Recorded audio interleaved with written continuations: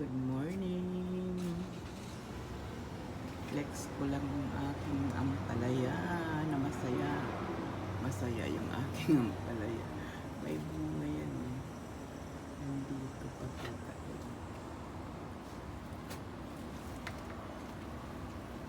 Nandito siya. Oh, yeah. Ang bunga niya. Pero nakakaawa kasi wala siya maugapangan. Ayan. Talaga pag tayo ay nagpaligo, tayo ay may aalihin. Ayan, bulaklak na nakakatuwa. Ito naman si Aling Kamatis, oh. May mga bulaklak na. Ang sarap na talaga mag-uma. Gusto ko mag-uma ako. Ayan. Yung garden dito sa balkonan. Yung yung alugbati ay na yun. Nakapag-harvest na ako dyan ng 3 beses. Nilagay ko sa mungko.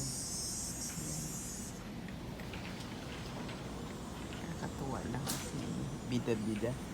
Binibida-bida ko. Pero yung aking isang kamatis, ayan, nanilaw na, hindi na maganda. Ewan ko ba dyan. Pero natutuwa ako sa ampalaya kasi masaya siya. Hindi ako nag-expect talaga na makaharvest dyan ng masaya lang siya. Kaya yun ang pangarap ko, maraming tanim eh. Yan lang muna tayo. Thank you sa mga nagpa-follow.